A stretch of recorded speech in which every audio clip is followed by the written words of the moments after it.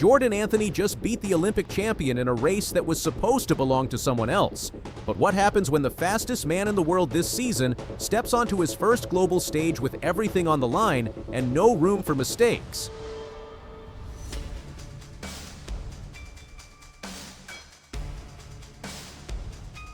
He lined up at the 2026 USA Indoor Track and Field Championships with two of the biggest names in sprinting standing right next to him. On one side was Trayvon Bromell, a former world indoor champion and one of the fastest starters the sport has ever seen. On the other side was Noah Lyles, the reigning Olympic 100-meter champion, a global superstar who usually controls every race he enters. This was supposed to be their stage, their moment, their race to lose. But when the gun fired, something different happened. Anthony exploded out of the blocks with a reaction and drive phase that immediately put him ahead. By the time the field reached the halfway mark, he was already in control. Bromell tried to respond. Lyles pushed to close the gap, but it was too late. The race was already decided in those first few steps. Anthony crossed the line in 6.45 seconds and looked up at the clock knowing exactly what he had just done.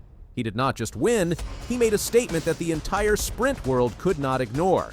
Because beating fast athletes is one thing, beating proven elite names in the same race is something else entirely.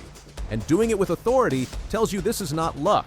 This is a rival. That race instantly changed how people talk about Jordan Anthony. Before that moment, he was known as a rising talent, a former college star with potential, a young athlete transitioning into the professional ranks.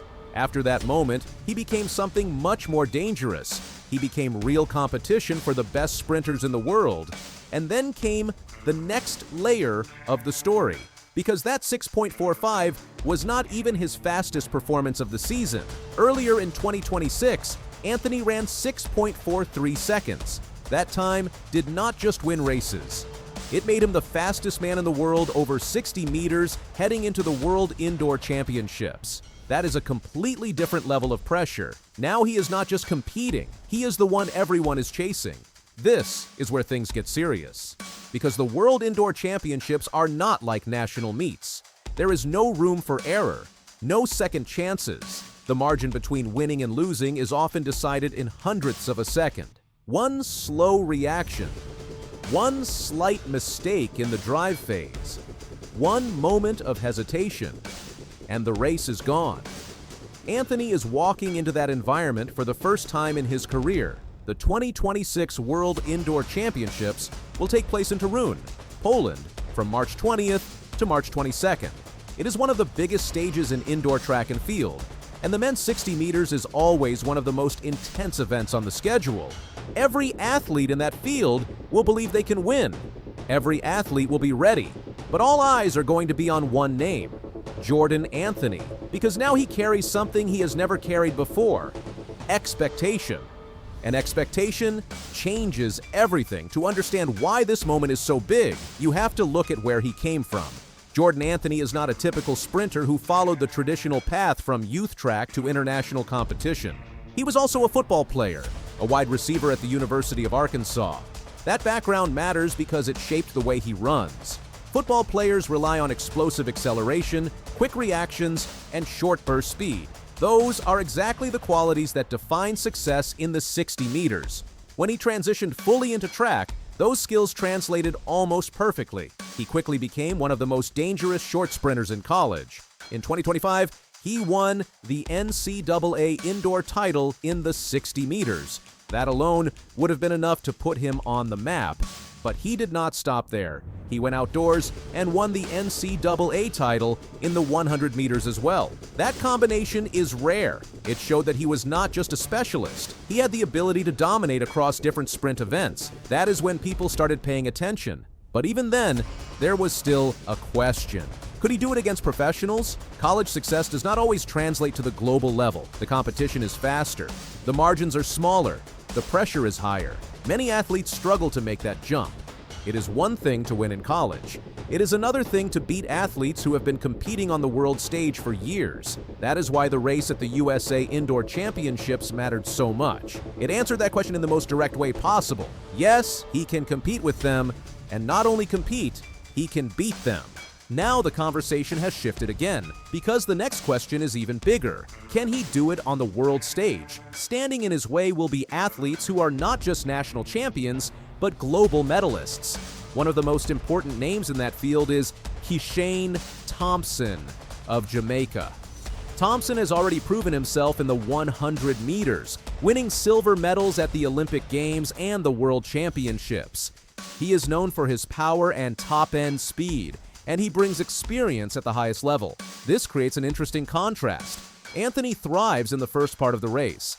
His start and acceleration are elite. Thompson is known for building speed and finishing strong. In a 100-meter race, that difference can balance out. In a 60-meter race, the advantage often goes to the athlete who can dominate early. That could play directly into Anthony's strengths, but nothing is guaranteed, because indoor sprinting is unforgiving. There is no time to recover, no space to make up for a mistake. If your start is not perfect, the race is already slipping away. That is what makes the 60 meters one of the most brutal events in track and field. It demands precision, focus, and execution at the highest level. And this is where the real test begins for Anthony, because this is his first global championship. There is a difference between racing with confidence and racing under pressure. At the national level, he had something to prove. Now he has something to defend.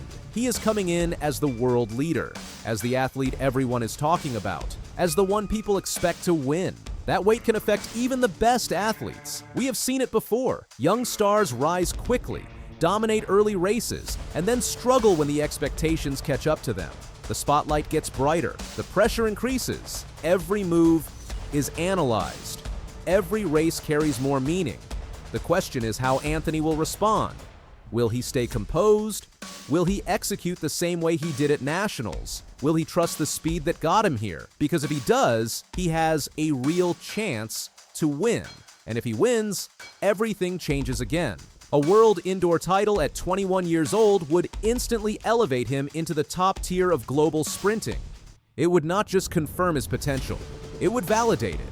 It would send a message that his performance at nationals was not a one-time moment. It was the beginning of something much bigger. It would also set the tone for the outdoor season, because the 100 meters is where the biggest names in sprinting define their legacy. If Anthony carries this form into the outdoor season, he will not just be seen as a rising talent anymore. He will be seen as a serious contender. But if things do not go his way, that does not erase what he has already accomplished. This season is already a breakthrough. He has already proven that he belongs at this level. The difference now is that the world is watching. Every step he takes in Toruń will matter. Every reaction time, every phase of the race, every decision under pressure. Because this is the moment where potential meets reality. This is where hype either turns into history or fades into a lesson.